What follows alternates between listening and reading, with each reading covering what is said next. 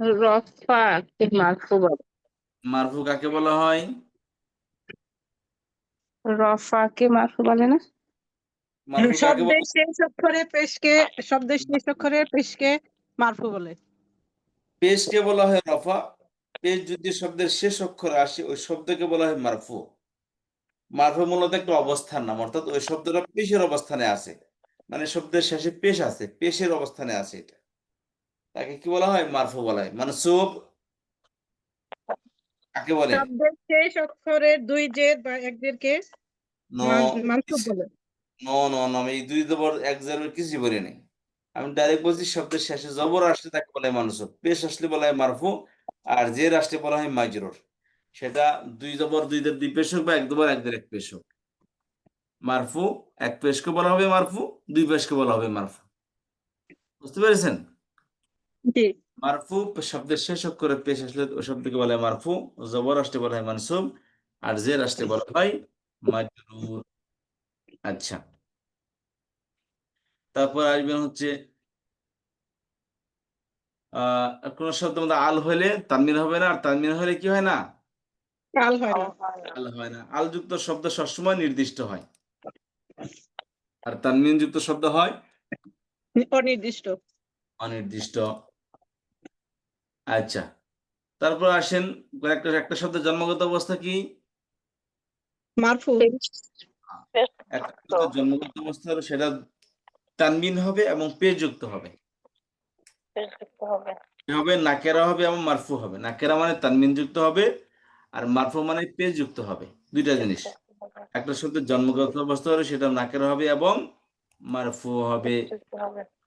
আচ্ছা, যেমন কিতাব, কি হবে শেষে? জের না জবর? পেশ কিতাবুন। কিতাবুন হবে স্যার। ধন্যবাদ। আচ্ছা, তারপর বলেছিলাম একটা শব্দের এক বচনে জবরদের পেশ হয়, দ্বিবচনে কি হয়? নি আইনি। আনে আইনে হয়। বহু বচনে ইনা উনা ইনা। ইনা। আর স্ত্রীবাচক হইলে কুলতা যুক্ত হইলে আলিফ লম্বা তা। আলিফ লম্বা তা। গোলটা ফেলে দিয়ে আলিফ লম্বা তা। এখন কথা হচ্ছে দ্বিবচন হয় আনে আইনে দিয়ে। এখন আনে কখন হবে, আইনে কখন হবে? পেশ যুক্ত আনি আর আইনি হবে হচ্ছে জের এবং জবরযুক্ত শব্দের শেষে। পেশ যুক্ত শব্দ, এর নিচে চলে আসেন। পেশ যুক্ত শব্দের দ্বিবচন হবে আনে দিয়ে, আর জবর এবং জের যুক্ত শব্দের দ্বিবচন হবে আইনে দিয়ে। ইয়া সেকেন্ড আইনে জবর নুন জেরনি আইনি।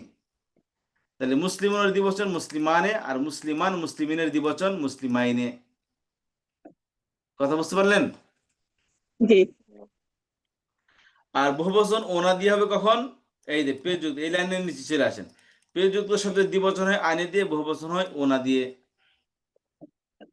আর জবর এবং জের যুক্ত শব্দের দ্বিবচন হয় আইনে দিয়ে, বহুবচন হয় ইনা দিয়ে। তাহলে মুসলিমান মুসলিমের দ্বিবচন কি হবে?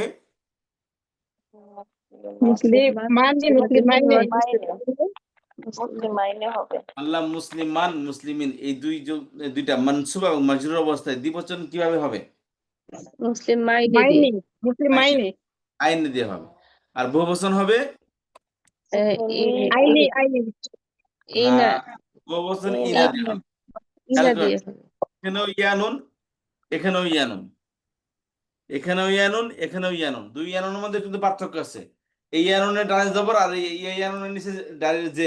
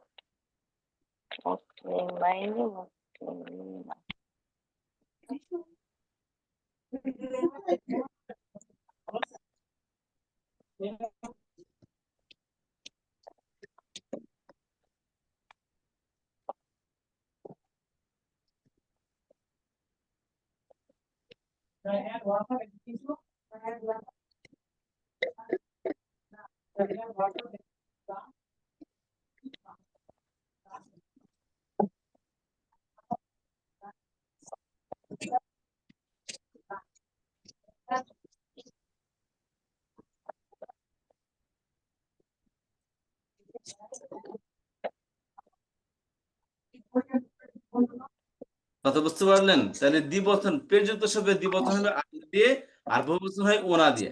আর জবর এবং জের যুক্ত শব্দের দ্বিবচন হয় আইনে দিয়ে, আর বহুবচন হবে ইনা দিয়ে। না দিয়ে। আর বলেছিলাম যে শব্দটা যদি কি হয় গোলতা যুক্ত, আচ্ছা গোলতা যুক্ত শব্দ হয়, গোলতা হলে কি হবে? গোলতা খালি গোলটা ফোলাতে হবে ফেলে পূর্ব দিয়ে বচন। আলিফ লাগাতে হবে। এখানে আসি।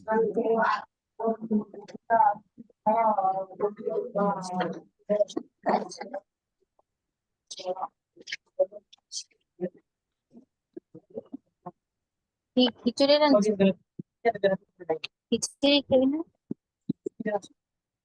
আচ্ছা হ্যাঁ মুসলিম তরকারি তরকারি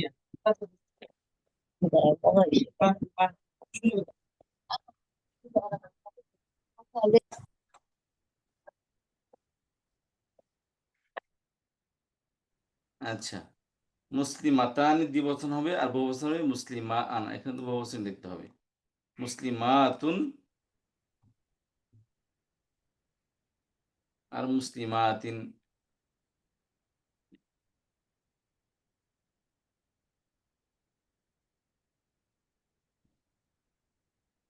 মুসলিমাতুন আর মুসলিমাতিন বহুবচন।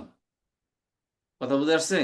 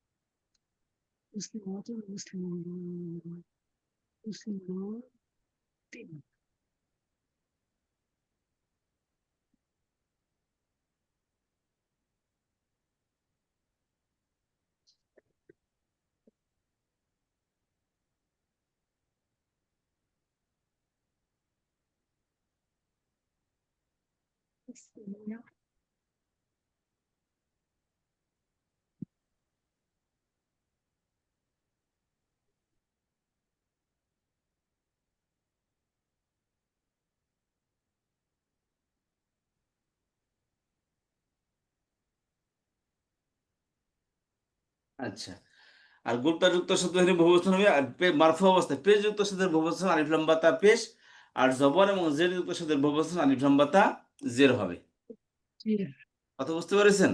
হঠাৎ হুট করে ছাত্র কমে গেলে কেন? আমাদের শিক্ষার্থীরা অনেকে কমে যাচ্ছে। আচ্ছা কমে গেলে কিছু করার নেই, একদম থাকলে আমরা একদমই পড়াবো। আচ্ছা ঠিক আছে, তাহলে এগুলো কি এক বচন থেকে দ্বিবচন এবং বহুবচন করার নিয়ম। এক বচন থেকে দ্বিবচন হবে এবং এক বচন থেকে বহুবচন হবে। আচ্ছা তেমনই যে আর গোলতা যুক্ত হলে গোলতা ফেলে দিয়ে আলিফ লাম বা তা যোগ করতে হবে। মুসলিমাতুন আর হচ্ছে কি মুসলিমাতিন।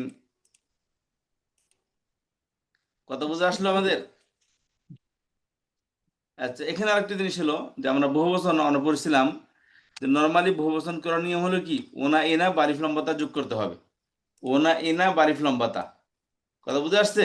এটা হচ্ছে নর্মাল একটা নিয়ম। কিন্তু কিছু বহুবচন আছে যেটা এই নিয়ম অনুযায়ী বহুবচন হয় না।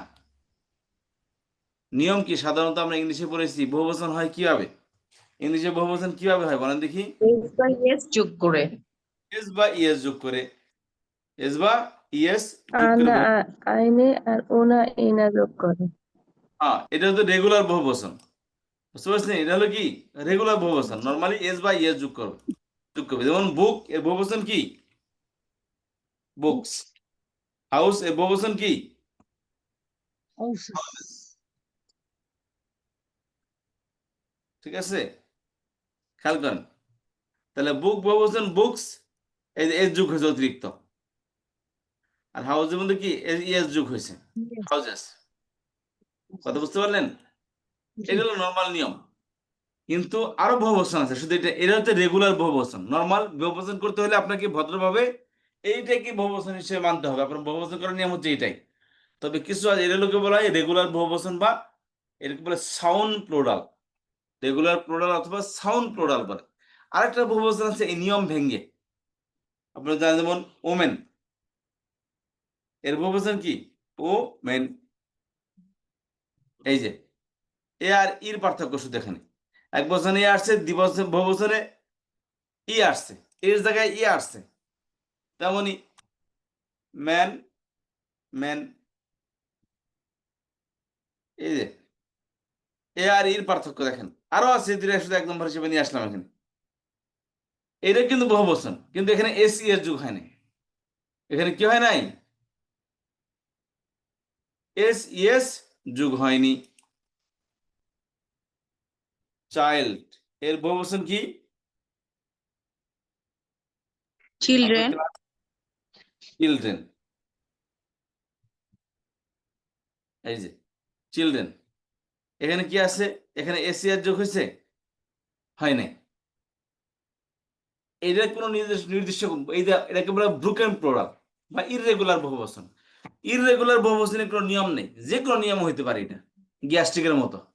গ্যাস্ট্রিক ব্যথা ব্যথা পেটেও থাকতে পারে, বুকেও থাকতে পারে, মাথায়ও থাকতে পারে, আপনার পায়েও থাকতে পারে। এমন একটা দুষ্ট ব্যথা এটা। আপনার যে কোনো জায়গায় ব্যথা হইতে পারে, আপনার বাস গ্যাস্ট্রিক ওইটা, বুঝতে পেরেছেন? তো এই গ্যাস্ট্রিকের মতো কি এই ব্রোকেন প্লুরাল যেটা, এটা যে কোনো জায়গায় এটা আসতে পারে। এটা নির্দিষ্ট কোনো কি নিয়ম নেই যে আপনি এই নিয়মকে ফলো করতে হবে। তো যাই হোক, তাহলে চিনবো কিভাবে এখন কোনটা কোন বহুবচন?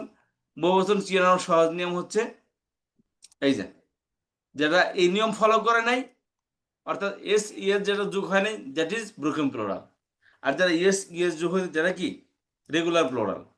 বা এটা মনে হয় আরবিতেও আছে, বললাম না যে নিয়ম আরবিতে আছে, বাংলায় আছে, ওইটা আরবিতেও আছে, এবং ওইটা ইংলিশেও আছে। পৃথিবীর সমস্ত কিছু নিয়ম একই। এখন হচ্ছে জমামুখ, এটাকে আরবিতে বলে কি জমামুখ কাসার বা ভগ্ন বহুবচন। ভগ্ন কেন বলা হয়? এই যে নিয়ম ভাঙছে।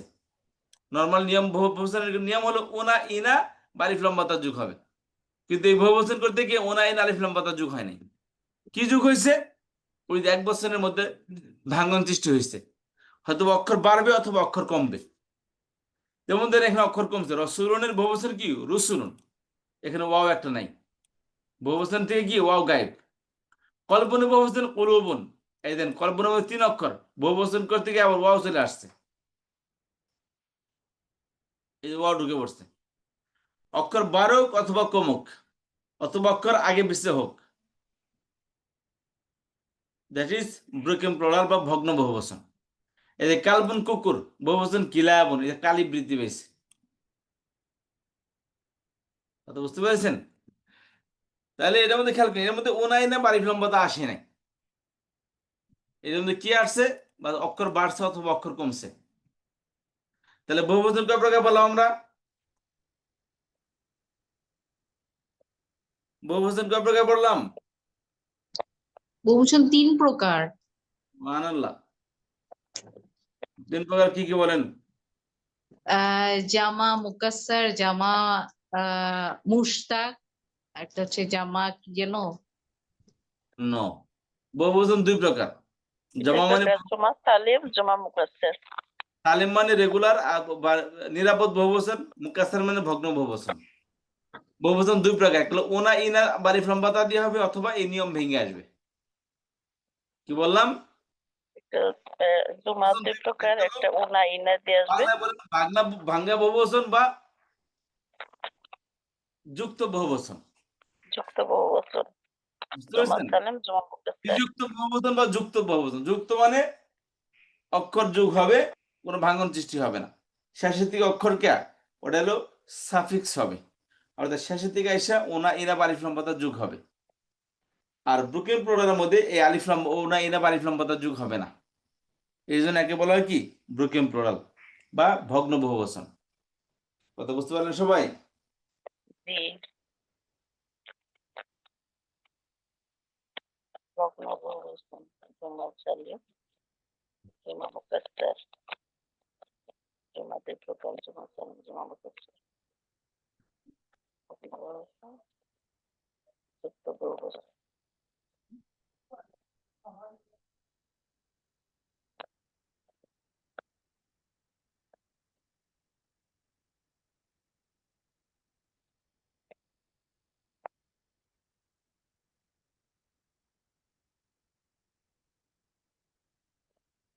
আচ্ছা, আমাদের পড়া শেষ হয় নাই, আর পড়া বাকি আছে আমাদের, দাঁড়ান। তাহলে এটা আমার বহুবচন ছিল। বহুবচন নিয়ে কোনো প্রশ্ন আছে কিনা? তাহলে দুই ধরনের বহুবচন হইলো। এক ধরনের বহুবচনের মধ্যে অক্ষর যোগ হয়। দেখেন, খেয়াল করেন, এখানে কিন্তু অক্ষর যোগ হচ্ছে, কিন্তু এটা কাউন্টেবল না। কাউন্টেবল হবে শব্দের শেষে আসলে। নিয়ম যেটা নিয়মই থাকবে। কথা বুঝতে পেরেছেন?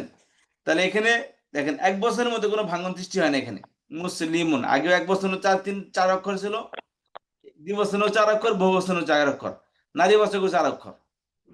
অর্থাৎ 4 অক্ষরের মধ্যে কোনো ভাঙন সৃষ্টি হয়নি। অক্ষর বাড়ছে তো শব্দের শেষে বাড়ছে। এখানে যদি শেষে দুটো সরে ফেলে দেন, এই অক্ষরের মধ্যে কোনো সমস্যা হবে না, এই অক্ষর টিকে যাবে। কিন্তু এখানে কি করেন আপনি, এখান থেকে শেষ অক্ষর ফালাই দেন, অক্ষর টিকবে না। বুঝতে পেরেছেন? তো এগুলোকে বলা হয় রেগুলার বহুবচন। তো রেগুলার বহুবচন হলো শব্দের শেষে ওনা ইনা বা আলিফ লাম তা যোগ করে করতে হয়। আর যেটা এই নিয়ম ভেঙে আসে তাকে বলা হয় ইররেগুলার বহুবচন বা ভগ্ন বহুবচন। আরবিতে বলে মুকাসসার। মুকাসসার অর্থ ভগ্ন বা ভাঙ্গা। মুকাসসার শব্দ অর্থ হলো তাকে ভাঙ্গা হয়েছে, কি করতে ব্রোক করা হয়েছে, ব্রোকেন করা হয়েছে যাকে ইংলিশে বলে ব্রোকেন প্লুরাল। অর্থাৎ যে অক্ষরকে এক বছরের মানে বহুবচন করতে গিয়ে এক বছরের অবস্থা ঠিক নাই, এক বছরের অক্ষর ঠিক নেই, এক বছরের অবস্থা ঠিক নেই। এক বছরের মধ্যে যে অক্ষর ছিল সে অক্ষর নাই, এটার মধ্যে হয়তো বাড়ছে অথবা কমছে মাঝখানে। বুঝতে পেরেছেন? তাহলে এই জন্য একে বলা হয় ব্রোকেন প্লুরাল বা জমা মুকাসসার। তাহলে খেয়াল করেন, এই যে যেটা রেগুলার বহুবচন বা জমা সালেম যেটা, এর শেষে ওনা ইনা বা আলিফ লাম তা যোগ হয়েছে। কিন্তু জমা মুকাসসারের মধ্যে ওনা ইনা বা আলিফ লাম তা যোগ হয়নি। কি শেষে কি আসছে? ওই এক বছরের মতো জবরদের পেশ আসছে। কথা বুঝতে পারছেন? এক বছরের মধ্যে কি আসছে? জবরদের পেশ আসছে। কিন্তু দ্বিবচন আর বহুবচনের মধ্যে জবরদের পেশ আসেনি, হরফ আসছে, অক্ষর আসছে। কথা বুঝতে পারলেন? তাহলে এক বছর এবং দ্বিবচনের মধ্যে শব্দের শেষে কি হয়েছে? ওই জবরদের পেশ আসছে নাই, হরফ আসছে। আর বহুবচন এক বচন আর হলো জমা মুকাসসারের মধ্যে শেষে কি আসছে? হরকত আসছে না, হরফ আসছে শেষে, জবরদের পেশ আসছে। শেষে কি আসছে? জবরদের পেশ আসছে। পার্থক্য বুঝতে পারেন না কে কে বলেন? এটা না বুঝলে সামনে বুঝবেন না। এই পার্থক্য কে কে বুঝতে পারেন নাই? বুঝতে পারছি। পারেন নাই কে কে? প্লিজ, লজ্জার কিছু নেই, সবাই শিখতে আসছে এখানে। কে বুঝেন না সে বলেন। আরেকবার বলে, আমি একটু নেটের বাইরে চলে গেছিলাম। আর যারা ক্লাসে আসবেন সবাই যারা যারা নাম দিয়ে ক্লাসে ঢুকবেন, নাম ছাড়া কি ক্লাসে ঢুকলে পড়া তো আর জিজ্ঞাসা করতে হবে না। আপনি পুরুষ না মহিলা তো একটা বিষয় আছে না? কারণ আপনি যদি মহিলা হয়ে থাকেন তাহলে তাহলে আপনার একটা সম্মান আছে।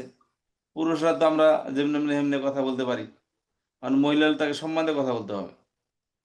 এই জন্য সবাই যারা যার নামটা দিয়ে বলবেন তাতে আপনার সম্মানটা ঠিক থাকে। অনেকে S1KK তে ঢুকছেন, নাম দিলে কি সমস্যা আমার জানা নেই। হয়তো অন্য কোনো টিচার অন্য ক্লাস থেকে আসছেন, নাম প্রকাশ করতে যাচ্ছে না। You are welcome in this class. আচ্ছা, খেয়াল করেন তাহলে এক বচন থেকে দ্বিবচন করার নিয়ম হলো শব্দের শেষে আনে বা আইনে যোগ হবে। বহুবচন করার নিয়ম হলো ওনা ইনা বা আলিফ লাম তা যোগ হবে। কিন্তু আরেকটা বহুবচন আছে যেটা কি শেষে অক্ষর যোগ হয় না।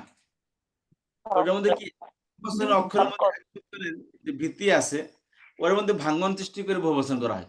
হয়তো অক্ষর বাড়ানো হয় শব্দের মাঝখানে, অথবা অক্ষর কমানো হয়।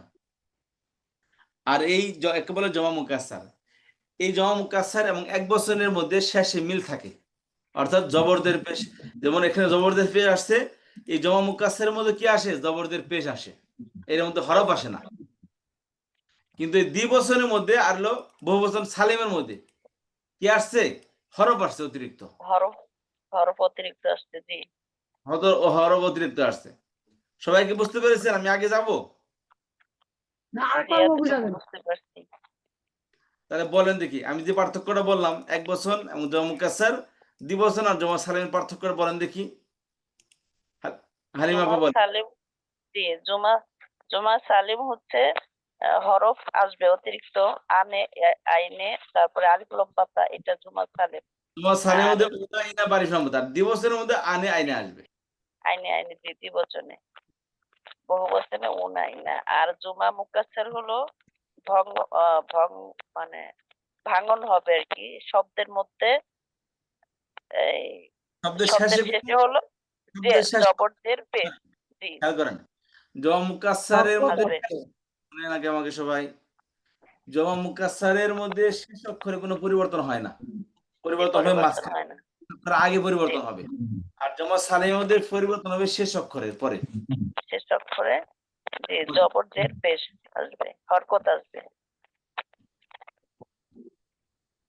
জমা সালেমে এবং দিবসের মধ্যে শেষে হরফ আসে, আর এক বছর এবং জমা মুকাসসারের শেষে হরকত আসে, যে রসুলুন, দিববচন রসুলুন, এখানেও পেশ আসছে, এখানেও পেশ, এখানেও পেশ। কলবুন কুলুবুন, কলবুন দিবসন কলবানে, রসুল বহুবচন রসুলানে, কিন্তু দিবসন রসুলানে, কিন্তু বহুবচন রসুলুন। রসুলুন। জি। কলবুন কুলুবুন, কালবুন কিলাবুন, এরা পেশের অবস্থান আছে, রসুলুন হয়েছে, আর অনেকগণ রসুল।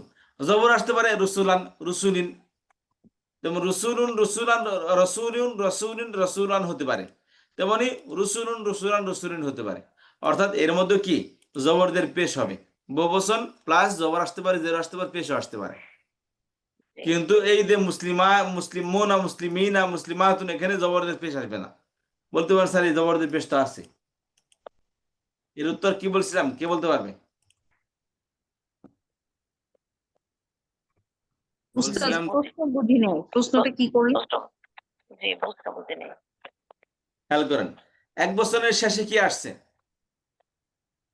এক বছরের শেষে পেশ আসে, যে পেশ জবর আসছে, আসে, পেশ। জের আসে, মারফু হয়, মানসুব হয়, মাজরুর হয়। নরমালি বলে দেন হরকত আসছে, জবরদের পেশ আসছে, এটা মারফু মানসুব, একটু যে কোনো শব্দ মারফু মানসুব মাজরুর হবে, জবরদের পেশ আসতে পারে, বলে দিবেন যে হরকত আসছে। এখন আসেন রসুলুন, রসুলের বহুবচন কি? রসুল। রসুলুন। জবরের স্থানে কি হবে?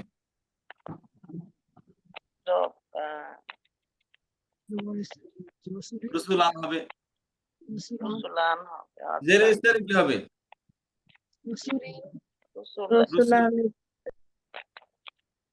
ভাই শুনেন, এগুলোর মধ্যে কি পেশা জায়গায় পেশ আসবে, জবর জায়গায় জবর, জেরের জায়গায় জের আসবে, কথা বুঝতে পেরেছেন? জি। এই যে রসুলুন রসুলান রসুলেন, এক বচন কি? রসুলনের এক বচন কি? রসুলনের এক বচন কি? রসুলুনের রসুলুন, রসুলুন, রসুলুন এক বচন।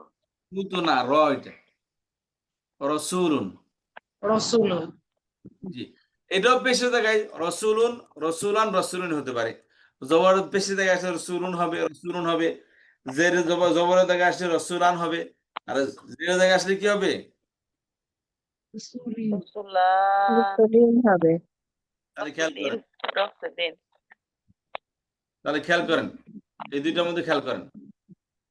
তাহলে দেখেন যে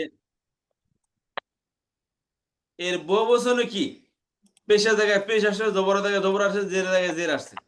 এর এক বচনে কি পেশের জায়গায় পেশ, জবরের জায়গায় জবর, জেরের জায়গায় জের। ঠিক আছে? শেষেরটা হলো আমি যে প্রশ্ন করি সেই প্রশ্ন উত্তর দেওয়ার চেষ্টা করবেন সবাই। রসুলুনের বহুবচন কি?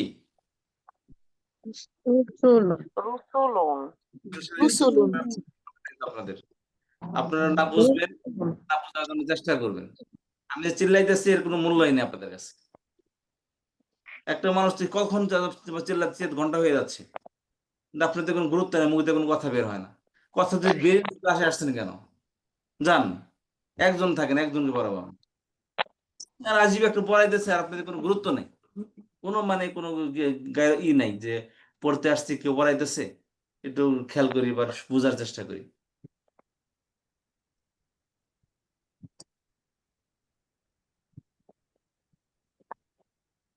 খেয়াল করেন, রসুলুন এটা এক বচন শব্দ, ঠিক আছে? রসুলুন জি একটা উস্তাদ। এটা মারফু মানসুব না মাজরুর? মারফু মারফু মারফু এটা রাসূলান মানসুব মানসুব মানসুব মানসুব রাসূলিন। মাজরুর মাজরুর মাজরুর খেয়াল করেন এগুলো এর দ্বিবচন কি হবে এখন খেয়াল করেন, এর দ্বিবচন কি হবে বলেন? রসুলুন হলে আনে হবে, রসুলানে। রসুলানে, জি রসুলানে। আর রসুলান রসুলানে, রসুলের দ্বিবচন রসুলানে। আর লাইনে মানসুব মাজরুর অবস্থায় কি হবে? রসুলাইনে রসুলাইনে। রসুলাইন রসুলাইনে, দেখেন দ্বিবচন রসুলাইনে, মানসুব মাজরুর অবস্থায় কি দ্বিবচন আনে দিয়েছে। এখন বহুবচন কি হবে? বহু বচন উনা উনা দিয়ে হবে রসুলুনা রসুলুনা রসুলুনা সমস্যা খেয়াল করেন, সব শব্দের বহুবচন উনা ইনাতে হয় না। কি জি বললাম? উস্তাদ, ব্রোকেন প্লুরালে হয় না। উনা ইনাতে হয় না। খেয়াল করেন, আমি বলে দিই, আমি ক্লাস একবার বলছিলাম, হয়তো খেয়াল করছেন কিনা, ওই দিন যেগুলো পড়াইতেছিলাম ওই দিন বলেছিলাম যে কোন কোন শব্দের বহুবচন উনা ইনাতে হবে আর কোনটা হবে না। তো আমি বলেছিলাম যে যে শব্দটা ফাইল উদানে আসবে, ফাইল হবে, যে শব্দটা ফাইল উদানে আসবে, ফাইল, আর উস্তাদ এগুলো অনেক কঠিন লাগে, কোনটা কঠিন লাগে? এই যে ফাইল এইভাবে আর কি সিলেক্ট করে করে বহু বচন করা। দেন, এটা দরকারই নেই। তাহলে আসেন, এক বচন তো বলতে পারছেন, মুসলিমুন মুসলিমান মুসলিমিন, ঠিক আছে? এটা কি এক বচন না? জি স্যার এক বচন করার নিয়ম হলো আনে বা আইনে যোগ করবে, ঠিক আছে? দ্বিবচন করার নিয়ম কি? উনা বা ইনা দিয়ে বচনে ওনা ইনা হবে। দ্বিবচন আনে আইনে এই যে দ্বিবচন আইনে দেওয়া আছে, দ্বিবচনে আনে আইনে হবে। বহুবচন কি দিয়ে হবে? উনা ইনা উনা দিয়ে আর আর নারীবাচক হলে, গোলতা যুক্ত হলে ওটা চলে যে আলিফ লম্বাটা আলিফ লম্বাতা আলিফ লম্বাতা হবে। আর বহুবচন দুই প্রকার পড়েছে, একটা হলো রেগুলার বহুবচন, তাহলে আর হলো ভগ্ন বহুবচন। ভগ্ন বহুবচন উনা ইনা বা আলিফ লম্বাতা দিয়ে হয় না। বুঝতে উনা পেরেছেন? ইনা আলিফ লম্বাতা দিয়ে হয় না। জমা মুকাসসার উনা ইনা আলিফ লম্বাতা দিয়ে হয় না। রসুলের বহুবচন রুসুলুন, কলবুনের বহুবচন কুলুবুন, কালবুনের বহুবচন কিলাবুন। দেখেন কি হয়? শেষে উনা ইনা বা আলিফ লম্বাতা যোগ হয় নাই, যে কারণে একটা ভগ্ন বহুবচন বলে, অর্থাৎ এটা নিয়ম ভাঙছে। বুঝতে পেরেছেন? নিয়ম ভেঙে বহুবচন হয়েছে, অতএব একে কি বলা হয়? ভাঙ্গা বহুবচন। কি বলা হবে? ভগ্ন বহুবচন। এই ভগ্ন হরকতের মাধ্যমে কি বলেন? একটা রেগুলারটা মানে রেগুলার আসে না, যেভাবে আসছে অন্যভাবে আসছে, তো অন্যভাবে আসাটা তো এখানে দেখা যায় হরকতের মাধ্যমে স্যার, হরফ তো যুক্ত হয়নি। কি এটা খেয়াল করুন, যেটা অন্যভাবে আসে, অর্থাৎ ওনা ইনা বা আলিফ লম্বাতা যোগ হয়নি, সেখানে শেষে কি পড়বেন? জবর পড়বেন, জের পড়বেন, না পেশ পড়বেন? বলেন। আরে ভাই, একটা শব্দের মধ্যে নিয়মই হচ্ছে কি জবর জের পেশ পড়বেন। একটা শব্দের নিয়মই হলো কি, আপনি জবর জের পেশ যদি না পড়েন, আপনি অক্ষর দিয়ে এই ঋষিকার রসিকার দুর্গকার যদি না দেন, তাহলে আপনি বাংলা পড়তে পারবেন? না না আরবির বাইরে হচ্ছে তিনটি, জবর জের পেশ। এটা হচ্ছে কি নর্মালি একটা শব্দের মধ্যে জবর জের পেশ আসবে। কথা বুঝতে পেরেছেন? নর্মালি একটা শব্দের মধ্যে কি হবে? জবর জের পেশ। জবরদস্তি পেশ আসবে। আমি যখন প্রশ্ন করতেছি যে এ রসুলুন, এর বহুবচন রুসুলুন, এর শেষে কি বলবো? শেষে পেশের জায়গায় পেশ আসবে। যেমন যেমন মুসলিমুন পেশের স্থানে আছে, মুসলিমান জবর স্থানে আছে, মুসলিমিন জের স্থানে আছে। তেমনি রসুলুন পেশের অবস্থান আছে। এর এর মধ্যে কি এটা জেরের স্থানে থাকতে পারে, জবর স্থানে থাকতে পারে। কথা বুঝতে পেরেছেন? এই যে পেশের রসুলুন, এই যে রসুলুন এক বচন শব্দ, এটা কোন অবস্থায় আছে? পেশ জবর না জের? পেশ অবস্থায় আছে রসুলুন। পেশ আছে পেশ আছে। রসুলান জবর জবর অবস্থায় আছে, অবস্থায় আছে, আর রসুলিন জের অবস্থায় আছে। জের অবস্থা। জের অবস্থায় আছে, তাই না? আচ্ছা, খেয়াল করেন। এখন এর রসুল শব্দের বহুবচন উনা ইনা বা আলিফ লাম বা তা দিয়ে হয় না। কি বললাম? রসুল শব্দের উনা বহুবচন ইনা বা আলিফ লম্বা, আলিফ উনা লাম বা তা ইনা দিয়ে বা হয় আলিফ লম্বা তাদের হয় না। না। কি দিয়ে হবে তাহলে? এই এক বছরের মতোই। আর আচ্ছা, বহুবচন হবে শব্দের মধ্যে ভাঙন, অক্ষর বাড়বে অথবা অক্ষর কমবে বহুবচন করতে গিয়ে। যেমন রসুলনের বহুবচন রসুলন, এখানে অক্ষর কমছে। কথা বুঝতে পারছেন? এটা আলাদা একটা বিষয়। এখন কথা হচ্ছে অক্ষর বাড়ুক আর কমুক, বহুবচন শব্দের শেষে ওনাই না বাড়ি সম্মত তা তো নেই, তাহলে পড়বো কি দিয়ে? শব্দের শেষে কি দিয়ে পড়বো? হরকত দিয়ে, জবর জের পেশ। হরকত দিয়ে পড়বো। হরকত দিয়ে পড়বো। এক বছরের মধ্যে তার বহুবচনের মধ্যে কি হরকত আসবে? কিন্তু হুম। দ্বিবচন আর আর কিন্তু এই দ্বিবচন শব্দের মধ্যে কি হরকত দেওয়া যাবে? দেওয়া যাবে না। না, এখানে হরফ হবে। তো আমি এই কথাই বলতেছিলাম, তো এখানে প্রশ্ন আসে, তাহলে এই যে হরকত তো দেখা যাচ্ছে, কিন্তু মন যে নিয়ে আসছে, মুসলিম মাইন এখানে নিয়ে আসছে, তখন আমি বলতেছিলাম যে এই যে এখানে শুরুতে একটা পড়া বসছে, একদম শুরু অক্ষর, জবর থেকে আলিফ বের হয়েছে, জবর আলিফ থেকে বের হয়েছে, জের ইয়া থেকে বের হয়েছে, পেশ ওয়াও থেকে বের হয়েছে। কি বলছে এখানে? জবর বের হয়েছে জবর আলিফ, হলো আলিফ থেকে, জের হলো ইয়া থেকে, আর পেশ পেশ হলো ওয়াও ওয়াও থেকে। থেকে। তাহলে মা আসল না সন্তান আসল? মা আসল, মা আসল, মা মার থেকে তো কারণে তো সন্তান। সন্তান আসে, তাই না? মার জি, থেকে তো সন্তান দুনিয়াতে আসছে। তাহলে সন্তান তো কোথাও যদি বাবা মা না থাকে, তার স্থানে কি প্রতিনিধি হিসেবে সন্তানকে পাঠায়, তাই না? তো তেমনই আগে হলো কি আলিফ ওয়াও ইয়া, তারপর হলো কি জবরজের পেশ। আলিফ ওয়াও ইয়া হলো কি একটা অক্ষরের মধ্যে কি আসল, আলিফ ওয়াও ইয়া বা আলিফ ইয়া ওয়াও যারা বলেন, একটা অক্ষরের মধ্যে বাবেল হচ্ছে মূলত আরবিতে এই তিনটি অক্ষর। বাবেল কয়টি অক্ষর? তিনটা অক্ষর। বাংলায় যেমন আকার ইকার রস্যকার ঋষিকার আছে, আরবিতে এই আকার ইকার রস্যকার ঋষিকারের জায়গায় এই জবরদের পেশ আসছে, আলিফ ওয়াও ইয়া আসছে। এই যে আলিফ বা আরবিতে যেমন বাংলাতে আ, সরায় আ, এখান থেকে আ উচ্চারণ হয়, এই দেখেন, ভাষার মধ্যে বাধা শুরু হয়ে গেছে। চিল্লা চিল্লা পড়াচ্ছি আর উনি অন্য কাজে ব্যস্ত হয়ে গেছে। খেয়াল করেন কথাটা, গুরুত্বপূর্ণ একটি কথা বলতেছি। আর যে পড়াটা পড়তেছি আরবি জগতে, এটাই গ্রামার, এইটাই গ্রামার একটা আরবির মধ্যে। আমি এখানে কেন বারবার এখানে রিপিট করতেছি বুঝেন না? কোন টিচার যখন কোনো কাজের মধ্যে কোনো একটা পড়ার মধ্যে প্রেশার দেয়, মনে করি ওইটা পরীক্ষায় আসছে নিশ্চিত, এবং ওইটা হলো কি ওই এই একটা জিনিস হলো টার্নিং পয়েন্ট। আরবির গ্রামারের জগতে টার্নিং পয়েন্ট হলো জবরদের পেশ।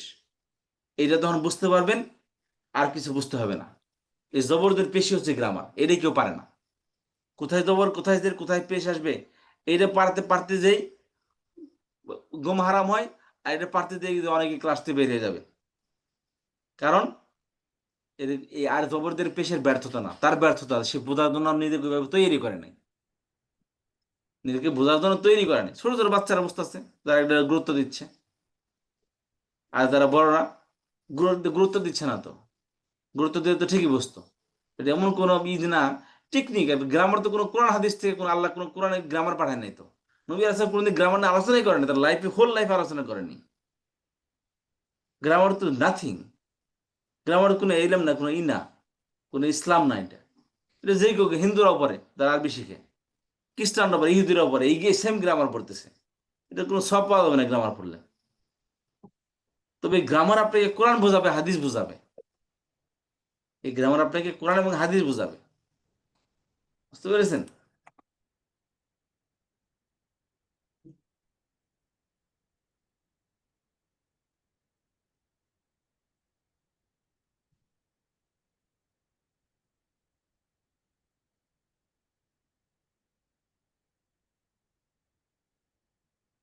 নেটে এত ডিস্টার্ব মানে কিছুই বোঝা যায় না। যেখানেই যাই না কেন একই অবস্থা।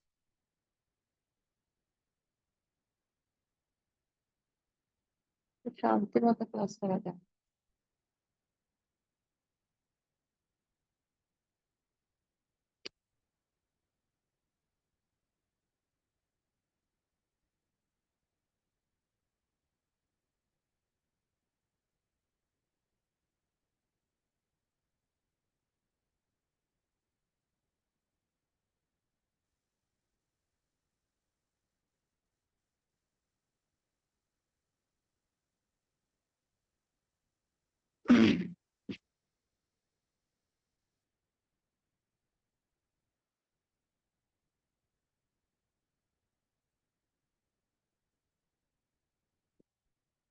আপনারা কে শুনতে পাচ্ছেন আপা? আমি তো শুনি না, আপনারা শুনেন? আপনাদেরকে আমি একটা জিনিস শোনাচ্ছি, দাঁড়ান দেখি।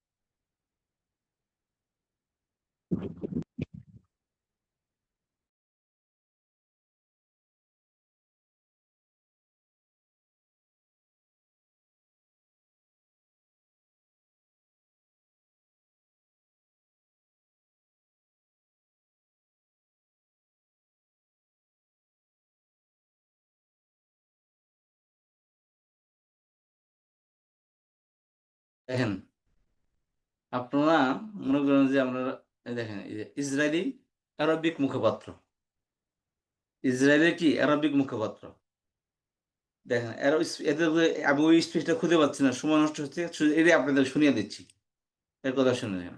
On social media, including on the popular app TikTok. Lieutenant Colonel Avichai Adlai, IDF spokesperson of the Arab Media Division, is using non-traditional means to fight for Israel's image around the world, and particularly here in the Middle East. Adlai engages with many of Israel's harshest critics on social media, including on the popular app TikTok. يتمتعون بالفنادق على حساب سكان غزة. إن رسول الله صلى الله عليه وسلم مرت به جنازة فقط. It's been more than 15 years আমি শুধু এতটুকু বলতে চাচ্ছি আপনাদেরকে, এই আরবিকে কোরআন এবং হাদিস থেকে এত সুন্দর উপস্থাপনা করে সহিহ হাদিস দিয়ে উম্মতে মুসলিমাকে সম্বোধন করে, এবং করে সে বোঝায় যে হামাস, পালেস্তিন, এরা সবাই হলো জাহান্নামী, এরা সবাই হলো জাহান্নামে যাবে, যারা এদের সাপোর্ট করবে তারাও জাহান্নামে যাবে, এবং কোরআন হাদিসে প্রমাণ করে দেখাইছে। এরা পৃথিবীতে এত বড় স্পিকার মানে পুরো মুসলমানের মধ্যে আছে কিনা, ডক্টর জাকির নায়ক ফেল হবে আরবিকের সামনে, কথা বুঝতে পেরেছেন? এই ধরনের আরবিকে কথা বলে এরা মনে করে যে মানুষের হতভম্ব হয়ে যায়। খণ্ডন করার মতো মানুষটা আমি তো দেখি না এখন পর্যন্ত, এখন দেখি নাই কোনো ইসলামিক স্কলারের সামনে যে আরবিতে বা উপস্থাপনায় পারবে, আমি আজ পর্যন্ত দেখিনি, কথা বুঝতে পেরেছেন? এই যে আরবিতে কথা বলতেছে, এমনকি সে আরবিতে কথা বলতে পারলে কোরআন হাদিস মুখস্থ শোনাইতেছে, আপনি কয়টা আয়াত জানেন, তার থেকে 10টা আয়াত সে বেশি শোনাবে আপনাকে, হাদিস আরো 20টা সে বেশি শোনাবে, সরাসরি হাদিস থেকে সে আপনাকে রেফারেন্স দেবে, বুঝতে পেরেছেন? আমরা তো মনে করি গ্রামার পড়তেছে আর না সব কামাইতেছে, তারা মুসলমানদেরকে পিটাইতেছে আর মুসলমানদেরকে বোঝাইতেছে। ওই যে একটা আগের কি হইতো যে মার খাইছে থানায় গেছে কেস করতে, যে মায়ের খাইছে সে মায়ের খেয়ে বিকেল বেলায় থানায় গেছে কেস করতে, তো বলছে আপনি তো কার বিরুদ্ধে কেস করতে আছেন, তো অপরাধ আপনি নিজেই, আপনি বাড়িতে যান, আপনার গ্রেফতার করার জন্য আসতেছি, সকালে আপনার বিরুদ্ধে মামলা হয়ে গেছে, এই অবস্থা। এরা মুসলমানদেরকে মারতেছে, উল্টা মুসলমানদেরকে বোঝাইতেছে যে এরা কাফের, এরা জাহান্নামী, এদের সাপোর্ট আপনারা করেন না, এবং কোরআন হাদিসে প্রমাণ দেখাইতেছে, বুঝতে পেরেছেন? আর আমরা এখন মনে তো এই জবরদের বেশি চিনি না, মারফুল মাসুদ মাজরুরি চিনি, আর আমরা ইসলামের খেদমত করেছি। একটু সব খেয়াল করি, এটা কোনো ডিফিকাল্ট কোনো বিষয় না যে পারবো না, এমন কিছুই নাই, না শুধু গুরুত্ব দিলেই হয়ে যাবে ইনশাআল্লাহ। খেয়াল করেন বলছিলাম জবর থেকে বের হয়, জবর বের হয়েছে আলিফ থেকে, মানে আসল হলো আলিফ, জবর হলো তার ডুপ্লিকেট। আসল হলো ইয়া, জের হলো তার ডুপ্লিকেট। আসল হলো ওয়াও, জের হলো তার ডুপ্লিকেট। এখন কথাটা খেয়াল করেন, কোন শব্দের মধ্যে যদি আসল এরাব আসে, আসল মানে কি? আলিফ মানে যেটা আসল মানে কি? আলিফ ওয়াও ইয়া। আলিফ ওয়াও আলিফ ইয়া ওয়াও ইয়া। আলিফ ওয়াও ইয়া। বের হয়েছে জবরদের পেশ। এগুলা এই আলিফ ওয়াও ইয়া যদি কোনো শব্দের মধ্যে আসে, তাহলে ওখানে তার ডুপ্লিকেট অর্থাৎ জবরদের পেশকে আর গণনা করা হয় না, ওটাকে হিসাবে আনা হয় না। কথা বুঝতে পেরেছেন? জি। জি জি। যেমন ধরেন, কেন কথাটা বললাম খেয়াল করেন। যেমন এখানে আসেন যে মুসলিমুন, এটা কোন অবস্থায় আছে? এটা পেশের অবস্থায় আছে। মারফু অবস্থায় আছে, ঠিক আছে? মারফু অবস্থায় আছে। এর দ্বিবচন কি? মুসলিমানে। মানে তাহলে এখানে কি আসছে? আনে আসছে। মানে তাহলে আনে দ্বিবচন কখন হয়? পেশ যুক্ত শব্দের দ্বিবচন হয় আনে দিয়ে। জি জি। পেশ যুক্ত শব্দের দ্বিবচন কি হয়? আনে আনে দিয়ে। তার মানে কি এই আনেটা পেশের জায়গা দিয়ে আসছে। কথা বুঝতে পেশ পারলেন? দিয়ে হয়। কারণ জি, পেশ পেশ হয়েছে বলে তো আনে আসছে। জবর আর জের আসলে তো আনে আসতো না। জি কথা বুঝতে পারলেন? পেশ যুক্ত শব্দ বলে পেশ আসছে বলেই দ্বিবচন আনে দিয়ে হয়েছে। জবর এবং জের হলে কি আইনে দিয়ে আসতো? তাহলে আনেটা কিসের আলামত? এটা পেশের আলামত। পেশের পেশের আলামত। আলাম। ঠিক আছে, আনে কি? পেশের আলামত। আর বহুবচন ওনা দিয়ে হয়েছে। কোন শব্দের বহুবচন ওনা দিয়ে হয়? পেশ পেশ যুক্ত শব্দের বহুবচন ওনা দিয়ে হয়। তাহলে এই ওনাটা কি এখানে? পেশের আলামত। মানে মুসলিমও মারফু অবস্থায় আছে, আর এর দ্বিবচনও কি? মারফু অবস্থায় আছে। মান বহুবচনও কি? মারফু অবস্থায় আছে। কথা বুঝতে পারলেন? জি জি। এখন কথা হচ্ছে, এখানে তো মারফু অবস্থায় কেন থাকে? নিচে তো জের আসছে। তখন কি বললাম? যখন হরফ আসে তখন হরকতকে আর গণনায় আনা হয় না। এটা অর্থাৎ জেরকে আর গণনায় ধরা হবে না। ধরা জি তখন দেখতে হবে আনে আসছে, অতএব এখানে জের আসলো, জবর আসলো না পেশ আসলো, দ্যাট ডাজন্ট ম্যাটার। সেটা কোনো কি প্রসঙ্গ আলোচ্য বিষয় না। আলোচ্য বিষয় হলো এখানে হরফ আসছে। হরফ আসলে আর হরকত গণনা করা হবে না, হরকত দেখা হবে না। কিন্তু যেখানে হরফ আসে না সেখানে হরকত দেখা হবে। যেমন এক বছরের মধ্যে হরফ আসে নাই, বহু বছর ভগ্ন বহু বছরের মধ্যে হরফ আসে নাই, শেষে হরফ আসছে? না না। আসে নাই। না তাহলে এখানে কি হবে না? এখানে হরকত দেখা হবে। যেখানে হরফ আসে সেখানে হরকত দেখা হবে না, আর যেখানে হরফ নেই সেখানে কি করা হবে? হরকত দেখা হবে। হরকত দেখতে হবে। তাহলে এই বহুবচন সালিম মানে ভগ্ন বহুবচন এবং এক বচনে এরাব দেওয়া হয় হরকতের মাধ্যমে। এরাব কি দিয়ে দেওয়া হয়? হরকতের মাধ্যমে। হরকতের মাধ্যমে। আর দ্বিবচনে এবং রেগুলার বহুবচনে এরাব দেওয়া হয় হরফের মাধ্যমে। কথা বুঝতে পারলেন? আর দ্বিবচন জি। এরাবটা হরফের মাধ্যমে। জি বুঝতে পারছি। রেকর্ডিং শুনবো ভালো করে, ঠিক আছে? রেকর্ডিং ভালো করে শুনবেন। এখন আসেন এই 1 নম্বর সূত্র এখান থেকে বলবো। এরাব, এরাব কাকে বলা হয়? এরাব বলা হয় শব্দের শেষ অক্ষরের পরিবর্তনকে। এটা আমরা আগেও পড়ছি। এরাব কাকে বলে? শব্দের শেষ অক্ষরের পরিবর্তন করাকে শব্দের এরাব শেষ বলে। অক্ষরের পরিবর্তনকে এরাব বলে। কারণ শেষে পরিবর্তন কয় ভাবে হয়? 2 ভাবে। হরকতের মাধ্যমে হতে পারে, এইভাবে হরফের মাধ্যমে হতে পারে। হরফের মাধ্যমে। হরফের মাধ্যমে, কোথায় কোথায় হরকতের হয়? মাধ্যমে। হরকতের মাধ্যমে কোথায় হয়? এক বছরের মধ্যে। এই যে মুসলিমুন, মুসলিমান, মুসলিমিন। এক বচনে। জি তা হরকতের মাধ্যমে এরাব কোথায় হয়? এরাব মানে শব্দের শেষে পরিবর্তন। যে শব্দের শেষ অক্ষরের পরিবর্তনকে এরাব বলে, এই যেখানে লেখা আছে।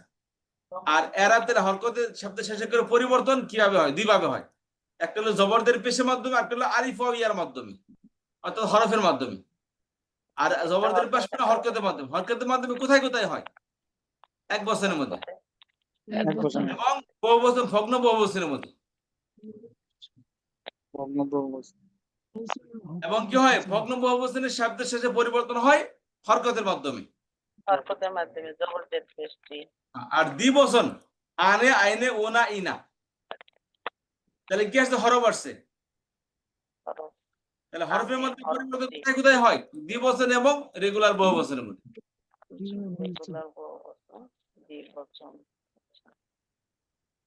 আজকে আর কোনো পড়া হবে না, আজকে আর হবে ক্লাস হবে না, আপনারা এটা ভালো করে শিখবেন। ক্লাসের পর আমি লিঙ্ক আপনাদের কাছে রেখে যাই, আপনারা যদি ডিসকাশন করেন তাহলে অনেক উপকৃত হবেন। কেউ যদি ইনশাআল্লাহ স্যার হালিমা আপা ক্লাস হবে আজকে? আজকে তো অবশ্যই হবে।